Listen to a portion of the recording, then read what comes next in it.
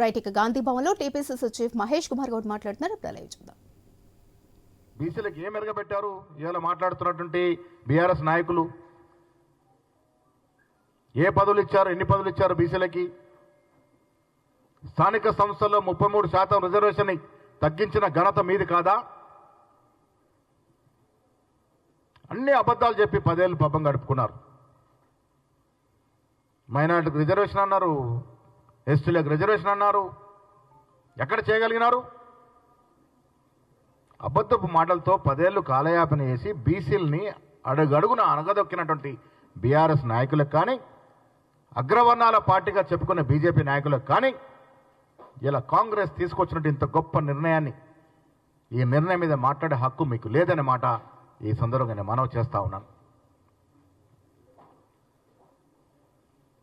చాలామంది బీసీ నాయకులు, బీసీ సంఘాలు ఏళ్ల తరబడి ఎదురు చూస్తున్నటువంటి అంశం ఇది.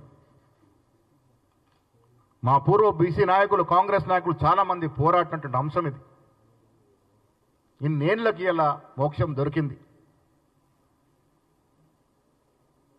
56% పైగా మేము ఉన్నామని అధికారికంగా గర్వంగా చెప్పుకునేటువంటి అవకాశం ఇలా కాంగ్రెస్ ప్రభుత్వం మనకిచ్చింది. దీన్ని సద్వినియోగం చేసుకుందాం మిత్రులారా. తప్పుడు మాటలకి తలొగ్గి లేనిపోని అంశాలకు వెళ్ళి ఈ మంచి కార్యక్రమాన్ని, బహత్తరమైన కార్యక్రమాన్ని నీళ్లు జల్లుకునే ప్రయత్నం చేయకూడదు. నేను బీసీ సంఘాల నాయకులకి, బీసీ బిడ్డలకి విజ్ఞప్తి చేస్తా ఉన్నాను. ఆధారం లేకుండా అభియోగాలు మోపే నాయకుల బుట్టలో పడకూడదు. ఇది పకడ్బందీగా జరిగిన సర్వే. ఎవరు కూడా దురుద్దేశపూర్వకంగా ఏదో చేశారని చెప్పుకోవడానికి ఆస్కారం లేనటువంటి అంశం ఇది. దీన్ని స్వాగతిద్దాం. ఇంత గొప్ప కార్యక్రమాన్ని చేసినటువంటి కాంగ్రెస్ పార్టీ, ముఖ్యమంత్రి వారి సహచరులను అభినందిద్దాం. ఈ ఫలాల్ని భవిష్యత్తులో పొందే ప్రయత్నం చేద్దాం. ఇలా బీజేపీ గొప్పగా చెప్పుకున్నటువంటి పార్టీ, ఓబీసీ నాయకుడే ప్రధానమంత్రిగా ఉండడం చెప్పుకున్నటువంటి పార్టీ, మీరు రేపు జరపబోయే కుల సర్వేలో, సెన్సస్లో బీసీ అంశాన్ని చేస్తామని ఎందుకు చెప్పట్లేదు? ఎందుకు చేయకూడదు? ఏ రకంగా అయితే కాంగ్రెస్ ప్రభుత్వం ఎన్నికల ముందు ఇచ్చిన హామీలో భాగంగా ఈ రాష్ట్రంలో కుల సర్వే చేసి నిబద్ధత చాటుకుందో, నిజంగా మీకు బీసీల ప్రేమ ఉంటే, బీసీలపైన ప్రేమ ఉంటే, మీ ముఖ్యమంత్రి, మీ ప్రధానమంత్రి నిజంగా బీసీ మీద ప్రేమ ఉంటే ఎందుకు కాన్స్టిట్యూన్సీలో కులం చేర్చరనే మాటని ఈ సందర్భంగా అడుగుతా ఉన్నాం. ఆనాడు ఇందిరాగాంధీ మొదలుకొని ఇవాళ రాహుల్ గాంధీ వరకు ఈ దేశంలో అణగారిన వర్గాల వారికి, బీద ప్రజానికానికి చేయూతనిచ్చింది కాంగ్రెస్ పార్టీయే. భవిష్యత్తులో మన ఆదుకున్నది కూడా కాంగ్రెస్ పార్టీయే అనే మాట ఈ సందర్భంగా మీకు మనవి చేస్తా ఉన్నాను. బీసీ సోదరులకి ఇలా చాలా అంశాలు మేము అసెంబ్లీలో జరిగినప్పుడు సుల్తానియా గారు దీనికి మోడరేట్గా ఉన్నారు. పవర్ పాయింట్ ప్రజెంటేషన్ ఇచ్చినప్పుడు మాకు కూడా కొన్ని అంశాలు అనుమానాలు ఉంటే అనుమానాలు నివృత్తి చేసుకున్నాం. వాస్తవాలు, అనుమానాలు తెలుసుకున్నాం. ఎంత పగడబందీగా ఈ సర్వే జరిగిందో, ఎక్కడ కూడా అమరికలు లేకుండా ఈ సర్వే జరిగిన తీరుతెన్నులు తెలుసుకున్నాం. అందుకే ఇంత గట్టిగా మాట్లాడగలుగుతా ఉన్నాం. ఎక్కడ కూడా లోటుపాట్లకు తావు లేకుండా పరిపూర్ణంగా సరైన పరిజ్ఞానంతో శాస్త్రీయబద్ధంగా పకడ్బందీగా ఈ ప్రభుత్వం ఈ సర్వేను చేపట్టింది. ఒకటి అరా ఎక్కడన్నా లొసుకులు ఉంటే కూడా సరిదిద్దుకోవడానికి సిద్ధంగా ఉంది. అందుకే నేను మా బీసీ సంఘాల వారికి, బీసీ బిడ్డలకి, సోదరి మనందరికీ విజ్ఞప్తి చేస్తా ఉన్నాను. ఇన్నేళ్ళు ఏమీ చేయని నాయకులు, వస్తలేదా సౌండ్? ఇన్నేళ్లుగా ఏమీ చేయలేని నాయకులు, ఏమీ చేయలేని రాజకీయ పార్టీల యొక్క ఉచ్చులో పడొద్దు. ఇవాళ రిజర్వేషన్ ఇవ్వడం వల్ల చాలామంది కడుపు నొప్పుతో ఉన్నారు. బీసీల మీద కుట్రలు, కుయంత్రాలు చేసిన నాయకులకి ఇది ఇమడట్లేదు, పడట్లేదు. ఇంత గొప్ప కార్యక్రమం పట్ల వారు బాధతో ఉన్నారు కాబట్టే మన్ను ఉసుగొల్పే ప్రయత్నం చేస్తూ ఉన్నారు. తద్వారా ఇంత గొప్ప కార్యక్రమం మీద నీళ్లు చల్లే ప్రయత్నం చేస్తూ ఉన్నారు. అలాంటి ఉచ్చులో ఊబులో పడకూడదని నేను మీ ద్వారా మా మిత్రులకు విజ్ఞప్తి చేస్తూ ఉన్నాను.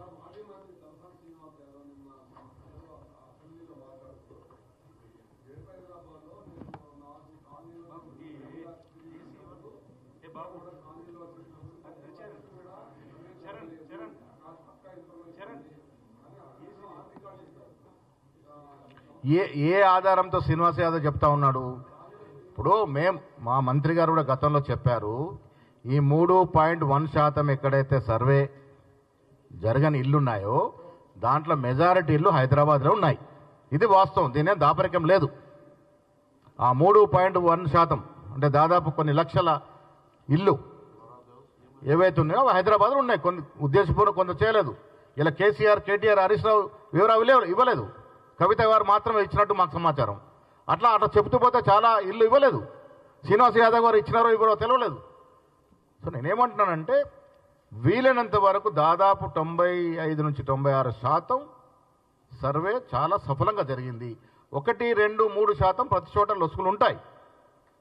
వాటిని కూడా సరిదిద్దుకునే ప్రయత్నం చేస్తూ ఉన్నాం. నిన్న అసెంబ్లీలో ముఖ్యమంత్రి గారు చెప్పారు, ఎవరైతే వివరాలు ఇవ్వలేదో ఇవ్వదలుచుకుంటే కూడా మళ్ళీ వారికి వెసులుబాటు ఇచ్చేటువంటి ప్రయత్నం చేస్తూ ఉన్నాము, పరిపూర్ణమైనటువంటి క్లారిటీ రావడానికి. ఇవాళ ఈ దేశ చరిత్రలో ఇంతవరకు ఎవరు చేయలేదు. చేసే సాహసం కాంగ్రెస్ పార్టీ చేసింది, చేసే సాహసం ముఖ్యమంత్రి రేవంత్ రెడ్డి గారు చేశారు. దాన్ని స్వాగతిద్దామా? అరే ఇంతవరకు ఎవరు చేయలేనటువంటి గొప్ప కార్యక్రమాన్ని చేస్తే చేయనలను వదిలేసి గాలికి ఏళ్ల తరబడి మనం అణచివేసి వారి రాజకీయాల అవసరం కోసం మన కులాన్ని వాడుకున్న వ్యక్తుల్ని వదిలేసి చేసిన వాడి మీద నిందలేస్తామంటే ఇదెక్కడి న్యాయమని అడుగుతా ఉన్నాను. దేశ చరిత్రలో మొదటిసారి ఈ యజ్ఞం జరిగింది. దాన్ని ప్రతి ఒక్కరు స్వాగతించాల్సిన విజ్ఞప్తి చేస్తా ఉన్నాను.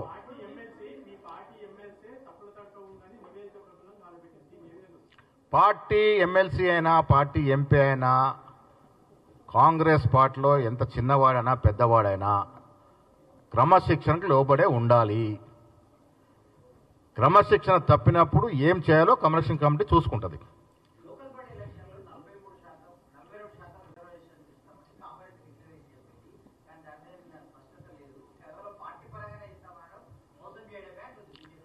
ఇప్పుడు ఒక క్లారిటీ ఇవ్వగలిగినా మేము ఈ రాష్ట్రంలో ఎవరు ఎంత జనాభాలో ఉన్నారో మీకు తెలుసు. సుప్రీంకోర్టు రూలింగ్ ఉన్నమాట, అది ఎవరు అధిగమించాలి? ఏదైతే మాటలు చెప్తున్నారో బీజేపీ నాయకులు వారు ముందుకొచ్చి ఆ అంశాన్ని చేరదీయాలి కదా. నిజంగా బీసీలో ప్రేమ ఉంటే మాకు డెఫినెట్గా లేదా అది వెసులుబాటు తీసుకోవడానికే అది 9th or 10th షెడ్యూల్లో చేర్చాలనే కదా మా డిమాండ్. అధిగమించాల్సిన అధికారం ఎవరి చేతుల్లో ఉంది? మేము తీసి ఒలిసి మీ ముందర పెట్టాము. ఇది రాష్ట్ర యొక్క పరిస్థితి. దీన్ని వెసులుబాటు ఇవ్వాల్సిన బాధ్యత మీకు కాదా? కాంగ్రెస్ పార్టీ కట్టుబడి ఉంది. ఎన్ని పర్యాయాలు బీసీలని పీసీసీ అధ్యక్షులుగా చేసింది. ఈ రాష్ట్ర చరిత్రలో ఉన్నటువంటి ఇప్పుడు రాజకీయ పార్టీలు వారి చరిత్ర తీయండి. ఎవరు ఎన్ని మార్లు బీసీలకు అవకాశం ఇచ్చారో మాటలు చెప్పడం కాదు, చేతల్లో చూపించాలి. ఇలా కాంగ్రెస్ పార్టీ కమిట్మెంట్ ఉంది కాబట్టి నాలాంటి బీసీ వాడు పీసీ ప్రెసిడెంట్ అవ్వగలిగినాడు. ఇలా కమిట్మెంట్ ఉంది కాబట్టి బీసీలకి మంత్రి పదవులు ఇవ్వగలని ఇంకా ఇవ్వబోతా ఉన్నాం.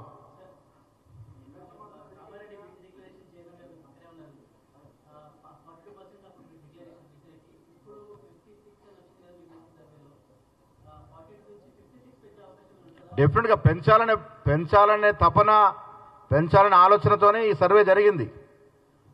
కానీ ఆ పెంచే లిమిట్ని అధిగమించాల్సింది ఎవరు?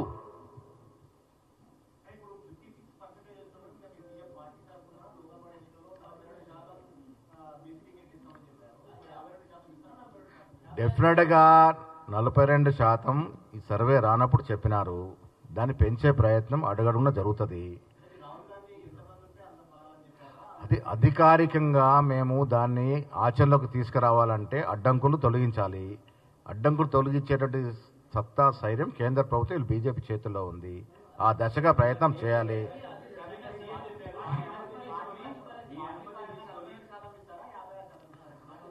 నలభై 42% తగ్గకుండా ఇచ్చే ప్రయత్నం చేస్తాం. ఇంకా కూడా ప్రయత్నం చేస్తూ ఉన్నాం. వెసులుబాటు తీసుకొని ఎంత వీలైతే అంత చేయగలుగుతాం. మేమే చేయగలుగుతాం, కాంగ్రెస్ పార్టీ చేయగలుగుతాం. ఎస్, అది ఎవరికంతో వారికంతా రావాలని కాంగ్రెస్ నినాదము. రేపు కాంగ్రెస్ పార్టీ ఇవాళ బీజేపీ వాళ్ళు చేయలేకపోతే రేపు కాంగ్రెస్ పార్టీ అధికారంలోకి వచ్చిన తర్వాత ఎవరు ఎంతో వారికి అంతే అనేటువంటి నినాదాన్ని పరిపూర్ణంగా పూరిస్తాము. సీటు కూడా ఇస్తాము. అన్ని కులాల వారిని అన్ని ప్రాంతాల వారికి సమతూకం ఇస్తాము. ఎమ్మెల్సీ రెడ్డికి ఇచ్చినంత మాత్రాన బీసీని పక్కన పెట్టింది కాదు, ఇంకా చాలా ఎమ్మెల్సీ సీట్లు ఉన్నాయి, ఇంకా చాలా కార్పొరేషన్లు ఉన్నాయి. అక్కడ ఉన్నటువంటి పరిస్థితుల్లో ఎవరైతే ప్రజల ఆదరణ నుండి గెలవగలుగుతారో మా గెలుపు కూడా ధ్యేయం కాబట్టి అక్కడ రెడ్డిని చూస్ చేయడం జరిగింది. ఇంకా చాలా సీట్లు ఉన్నాయి, అందరినీ సర్దుబాటు చేస్తాం. One by one.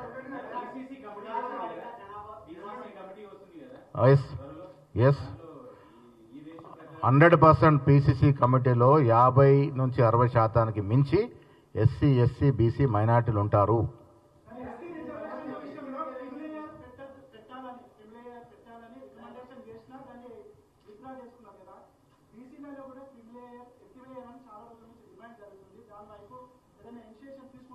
ఇప్పుడు క్రిమిలేయర్ ప్రస్తావన రాలే కదా, వస్తే డెఫినెట్గా ఆలోచిస్తాం.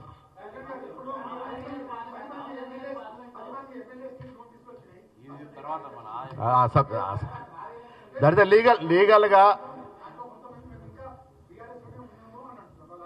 టెక్నికల్గా వాళ్ళు ఏం మాట్లాడినా ఆ అంశాల్లో లీగల్ టీం పరిశీలిస్తూ ఉంది. సరైన టైంలో లీగల్ టీం దానికి జవాబులు చెప్తుంది.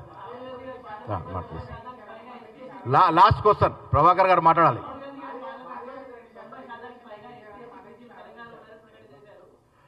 తెలంగాణలో కాదు, యావత్ దేశంలో అత్యధిక శాతం జనాభా ఈ వర్గాలే ఉన్నాయి. ఎస్సీ, ఎస్టీ, బీసీ, మైనార్టీలు ఈ దేశంలో అత్యధిక శాతం ఉన్నారు. కానీ దురదృష్టవశాత్తు వారికి అందాల్సిన ఫలాలు అందట్లేదని పార్లమెంట్ సాక్షిగా రాహుల్ గాంధీ చెప్పడాన్ని నేను సమర్థిస్తా ఉన్నాను, గర్వంగా ఫీల్ అవుతా ఉన్నాను. దమ్ము ధైర్యం ఉండాలి ఆ మాట చెప్పడానికి. రాహుల్ గాంధీ కాబట్టే చెప్పగలిగినారనే మాట కూడా ఈ సందర్భంగా నేను మనవి చేస్తా ఉన్నాను.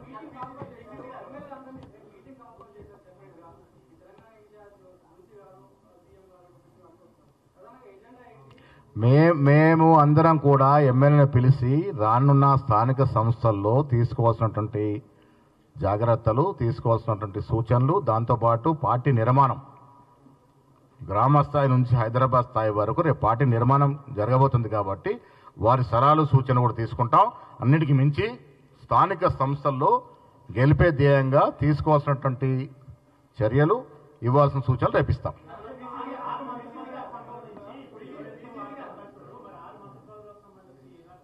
అన్నిట్లో ఉంటుంది రాహుల్ గాంధీ గారి యొక్క ఆలోచన, అన్నిట్లో చెప్పే ప్రయత్నం చేస్తాం.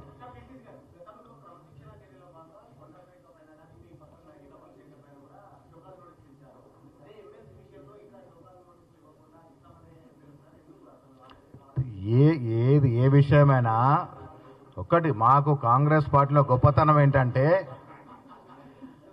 ప్రతిదీ కూడా అన్ని కోణాల నుంచి పరిశీలించి వాస్తవాలు తెలుసుకొని దాని మీద యాక్ట్ చేస్తాం. వాస్తవాలు తెలుసుకోవడానికి కొంత సమయం పడుతుంది.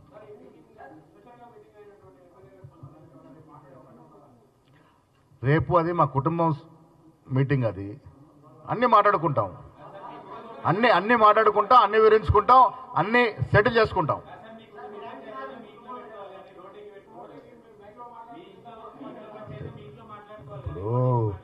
మాకున్న స్వేచ్ఛ మీకుందా అండి? మా పార్టీలో ఉన్న స్వేచ్ఛ, మా ఇంత గొప్ప పార్టీ, యావత్ ప్రపంచంలో కాంగ్రెస్ పార్టీలు ఉన్నటువంటి ప్రజాస్వామిక స్వేచ్ఛ ఈ దేశంలో ఏ పార్టీలో లేదని ఎవరన్నారు? ప్రముఖ కమ్యూనిస్టు పార్టీ జాతీయ నాయకుడు బర్నాలా గారు, సుర్జిత్ గారు అన్నమాట.